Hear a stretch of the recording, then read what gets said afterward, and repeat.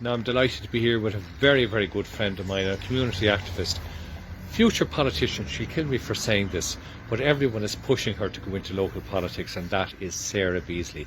Sarah has been highlighting housing issues and other issues, social issues, all over the county and the city for many years now. And this is an absolute disgrace where I am, in the beautiful area of Ballinanty, a very closely knit community, and I just met two young girls there with Sarah. And Sarah, this is just a tip of the iceberg of what's happening with the housing. Yeah, I mean, as you say, John, Ballinanty, the people here are absolutely fantastic. The community is fantastic, and as you saw, as soon as you get out of the car, and people know me, they're wondering what's happening with these houses because, as you can see, a perfectly good 3-bedroom house boarded up, and two young girls there in desperate need of a forever home. They live in overcrowded situations. One girl you just spoke to, she's got 4 children, couch surfing for 12 years, and then there's a 3-bedroom house here boarded up. Last year, Aontú started up locally, open up our houses. So we've stood in front of boarded up houses and, you know, basically asked the council to open them up because we've had a PQ down from Dublin. The funding has come down. Yeah. Oh, the funding is there. Yeah. Right. I see. So the funding is lying idle, smoking a cigar, inside the bank account, drinking whiskey every day, and it's not being moved out of its house. Well, you see, everything's blamed on COVID. So COVID, the builders couldn't come in COVID. The council workers couldn't open up the house because of COVID. Yeah. But look, it's no excuse, not when there's people homeless. Yes. And in Limerick, the figures keep on rising, you know. It's very sad. Month in, month out. But what I can't understand, Sarah, is this. Here we're in the front garden of a 3-bedroomed house, right? Now, we just spoke to one of the girls there who has a number of kids and desperately looking to get out of an overcrowding situation. Now, the point is, I can't understand this, and you know, your finger's on the button here. But how is it? Is it all the paperwork that's holding the council us up to? Somebody come out here, do an inspection, say, right, we clean this up and move that young girl in with her family. Job done. And agree a rent or whatever way that these things go. So what is wrong, Sarah? I don't know. I mean, John, remember last year when the house was boarded up in My Ross, and you interviewed Dean, Ellen and myself. I did, yes, yeah. Now, the boards were taken down literally within the next 48 hours. Okay. There wasn't much work needed doing because the house was 2 years old. Yes. I know the lady that lived in this house. This house was immaculate. Yes. She left this house because she was downsizing. So a family of 3, a 3-bedroom family should have been allocated straight away. There was no need to put the boards up. And as you can see now, it's an area for antisocial behaviour, dumping. Yeah, it's a pity. I've even seen the horses fed in here. It's not a stable. No, I know, it's a home. Yeah. Because the house next door on my right and the left are lovely, and the left and all the houses are lovely houses here. Yeah. I cannot understand why, now there's no lack of money. Yeah. Like the funding is there. Yeah. So why can't the council just come out, take down the boards, paint it, clean it, and give it to a family? And it's a problem. So I don't understand. I must be missing something. Well, I was told that it's a European funding, so that because Europe is funding Ireland in so many ways and so many categories, that a house has to be brought up to standard. So years ago, you'd literally be given the keys and you'd move in. Now they have to have an up-to-date heating system, electrics. That's not good enough. It's not good enough when there's people out there, and as you say, you spoke to a couple of the girls here, and they want to live in Ballinanty. They're from Ballinanty. Yes. But it's a shame. I mean, it's like up in Dublin, where I was born, Drumcondra, in the North Inner City. I mean, people don't want to move out of their area. Their mother and father grew up there, their grandfather, grandmother, and they want to stay there. Yeah. And the houses are here for them to stay. Yeah. So I don't understand what's wrong. Well, there's a community centre just down the road, which is absolutely fantastic. There's a creche. So this community is here, and it's here to stay. So I just can't understand. And as I say, I stood outside here 12 months ago with Dean Quinn. I stood outside there. And I don't know what the politicians are doing in this city, because it's not rocket science. Open it up, give it to a family. It just takes a stroke of the pen by the leader of the council or the housing department or whatever, just to get a young family in here and keep the local people all together. Yeah. Like there's a church here, as you said, there's a creche here, did I pass a surgery coming up here as well? Everything. There's a credit union. And there's a credit union here. This is a fantastic, and this community has been through a lot. And they stick together, and Yes. And people from Ballinanty want to remain in Ballinanty, Of course. and so they should. So this house where there is overcrowded situation should be opened up now, and I don't know how much more pressure we've gone to the papers. We've got a social media campaign, open Yes. up our houses. We're trying to do everything that we possibly can, but we're Yeah. just being ignored. It's a shame. I don't know what it is. I mean, you know, is it fair to criticise the councillors? They're getting paid. They can go home to their lovely homes, and that's perfectly in order.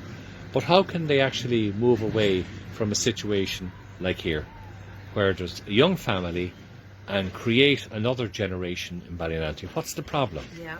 You No, know. I totally agree with it, John. And, you know, I would call on all local, and what I'm finding so difficult since I've been doing this is that councillors think that they should stick to the wards. Well, it's not, it's Limerick City. Yes. And everyone should be covering every area. They should, because yes. at the moment, I mean, as I say, 2 beautiful houses Yes. boarded up. And It's a around the corner, another 2 and another 3. It just goes on and on. My Ross is the same. Every part of the city is the same. I don't know, there's something wrong. Yeah. I mean, is it the fact that the councillors and the board will say are just caught up in paperwork, and the Department of the Environment, the Department of the Housing, the Department of Finance? I mean, is there a problem of communication from one department to another? It needs to be steamrolled ahead immediately, Yeah. you know? Well, these situations of boarded up houses has to stop. It That's has to. It's ridiculous. So here's the solution, county manager, city manager. Look, I mean, you know, listen to Sarah Beasley, listen to the people in Ballinanty, you know, and they will. Well, you see, what surprises me is if we put in a freedom of information, which we have done in Yes, relation to yes. how much is being spent in emergency accommodation. Yeah. I think the last figures I got was 9 million to the Midwest.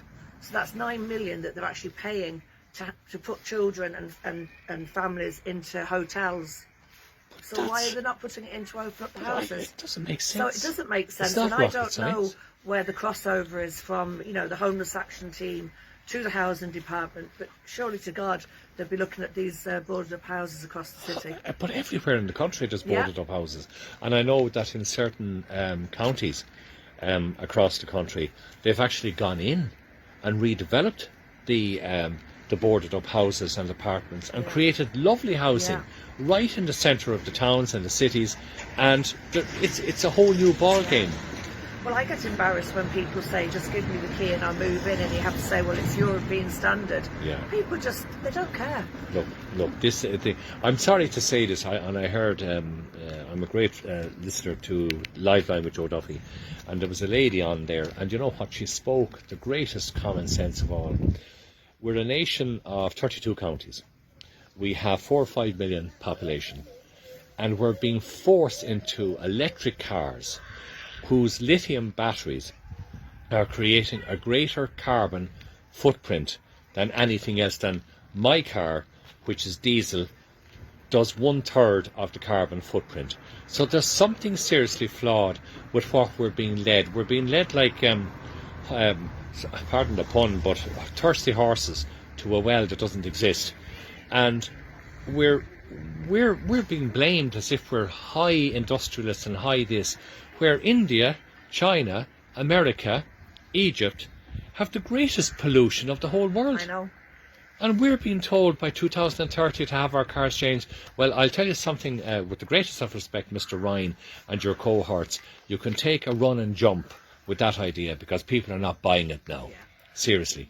And, you know, European standards is absolutely stupid, because people just want to be able to sleep in their bed at night and have a comfortable home, light a fire. No rocket science. Yeah. I mean, when you heard that lady talk about having 4 children and being homeless Yes. effectively for 12 years. I mean, But the solution is here. yeah. You know, it's actually here. They don't have to build houses. They don't have to go into social housing or whatever. But 9 million being spent on emergency accommodation, and could be spent here. Yeah. And you have families here for the rest of their lives. Exactly. And, you know, as I say, it's a generation thing. And Yeah, of course when it these is. houses were built, Yeah. it's the grandchildren now that are living in there. So, Yes. you know, those mums need support, and they They need do. to sometimes, They you know, do. if they want Yeah. to move out, let them move out. And as I say, there's so many families in for this house and in for that house. Yes. And they keep on saying, when's it going to be opened up?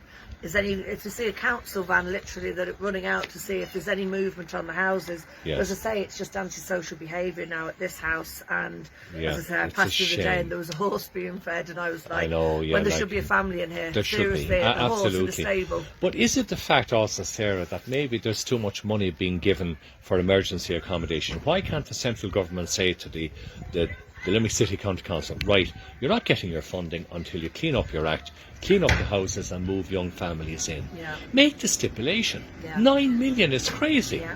You know?